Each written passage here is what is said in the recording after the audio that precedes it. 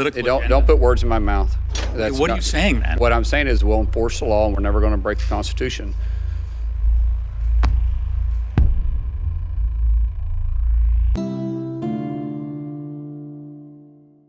Ranking Member Murphy. Thank you. Mr. Secretary, this is from a federal court decision regarding ICE's activities in Minnesota. ICE is not a law unto itself. ICE has violated nearly 100 court orders. This list should give pause to anyone, no matter his or her political beliefs, who cares about the rule of law. ICE has likely violated more court orders in January 2026 than some federal agencies have violated in their entire existence. That's not a Democratic-appointed judge. That is a Republican-appointed judge describing the scale of illegality. I understand your MO and others in the administration's MO is to attack us personally or to claim that we're inciting violence when we point out the widespread illegality. But this is a Republican-appointed judge who is saying the exact same thing that I am saying.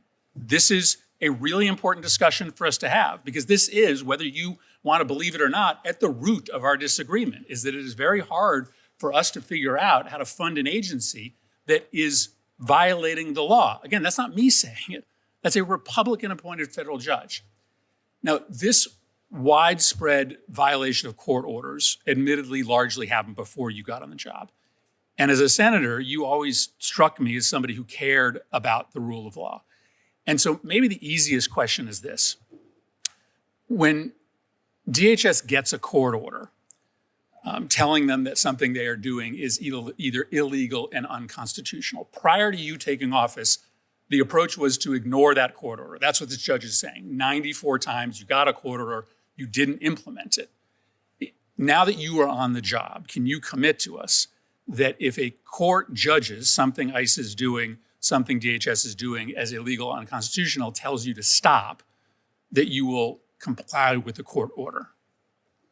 Ranking Member Murphy, I will tell you that we will never break the Constitution, and we're not going to break the law, but we're going to enforce our nation's laws. And we're going to enforce the laws that you guys passed and that we implement. We will never go outside that, and if we do, we'll hold each other accountable for that. But that doesn't sound like the same thing as committing that you will obey a court order. Obviously, the entire structure of the federal government gives the power to the federal courts to divine whether you are obeying the law or not. I mean, I think it's an easy thing to say. Will you or will you not implement court orders? If we didn't think courts were politicized, then I would probably be able to answer that. But we see courts over and over again that use their bench for their political opinion, not just the rule of law. And we can see that because we see how many times they're overturned. Choose which court orders you obey based upon whether you believe that what I said to be political. Don't put words in my mouth. What are you saying then? What I'm saying is we'll enforce the law and we're never going to break the Constitution. You just said that you will not follow every court order because you Chris, Senator, don't start putting words in my mouth. That's not what I said. I said I will never break the Constitution. We're going to enforce the law. Will you implement court orders when they tell you to stop an activity? You're making an assumption on court orders I haven't seen. Will you or will you not? I am going to enforce the law, and I'll never break the Constitution. I think, listen, if you're a Republican or Democrat on this committee, you should be really freaked out. We should be really concerned about the rulings that come out of the courts and how often they get overturned. It falls apart if you are telling me that they fall apart when you have a judge that makes a political opinion from a bench and they're outside the law too. Not all judges are above the law, but sometimes they think they are. That's why we see lower courts get overturned by higher courts constantly. Let me ask you about what's happening in Delaney Hall. You said that detainees are protesting there because they want their, quote, ethnic food. I have 3 official letters that were sent to the administration from about 300 detainees there. It won't shock you that there's no mention of ethnic food in these letters. These letters allege that there has been spoiled food, delayed medical treatment, sewage backups, undue pressure to sign deportation paperwork. Madam Chair, if I could submit these letters for the record. Without objection. Nowhere in these letters is a demand for ethnic food. They describe pretty horrific conditions. This administration has defunded the ombudsman, the independent office that used to exist inside DHS that would do an independent investigation of claims like this. Can you just tell us, if you're taking these claims seriously, these allegations seriously, and looking at them, or whether you've prejudged this to be, as you stated, about a demand for ethnic food? These seem pretty serious, and it seems like you would want to investigate. So since the history of that facility being open, not one single health violation has been written. In fact, just recently, the state of New Jersey's health inspectors went in. They didn't find one single violation. But if you compare it to what the state prison system is, state prison system, they have 3 prisons that are in deplorable conditions. Quote, that's what the health inspector said.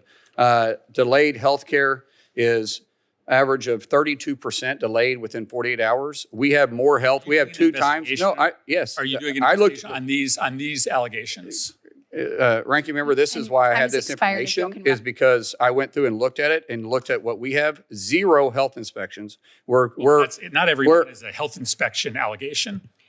Anytime somebody disagrees with you, whether it's a member of this committee, whether it's a state public health agency, whether it's a federal court, they are politicizing the Department of... Sir, that's exactly what you're doing. Homeland Security. I've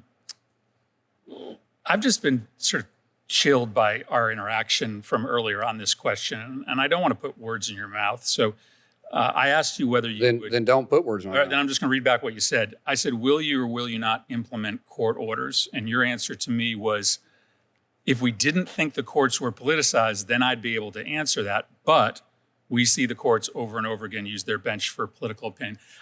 I'm just asking. That's a true statement. Tell me I'm wrong on that one. I'm asking you this. Is that not right or wrong? I'm asking you this honestly. Because I remember when let me ask. I remember when we were putting these same conjunctions against President Biden. You were saying I have limited time. Can I ask the question? I'm asking you a legitimate question. There is no end to this. If Republican administrations don't implement court orders that they believe to be politicized, then Democratic administrations will not implement court orders that they believe to be politicized. And that's exactly what the Biden administration did too. But do you see that as a desirable result? Shouldn't both Republican and Democratic administrations implement court orders regardless of what they believe to be the political Senator motivations? Murphy, what I would love to see is the courts actually do their job and not play politics. But you saw it, as you felt, during the Biden administration, and we definitely see it right now. If you want to start talking about court orders that was issued against the Biden administration versus the Trump administration, we can start talking numbers. But we also see that the upper courts always overturn, or a lot of times overturn, these lower courts. So you tell me if they're being politicized. Well, they are. I agree that I have questions as to whether certain courts are making decisions. And what I've made it very clear is that we're going to enforce the law and never break the Constitution. I'm going to ask for additional time. I agree that there is politics involved in judicial decisions. I do not think that gives an excuse to either a Democratic or Republican administration to ignore those court orders. I think that's actually the end of our republic if the administration willfully ignores a court order because they disagree with it or its motivation. That's a difference between you and I. No, that's not actually true, because there were several court orders that was put in against the Biden administration, specifically towards immigration and our border. And I didn't hear you one time speak out against the Biden administration for ignoring that. Well, so actually, that's not true. Really? I will send you endless statements from me about how I believe the Biden administration was going above and beyond the ability that the law allowed them on immigration policy. Let me ask you a final question.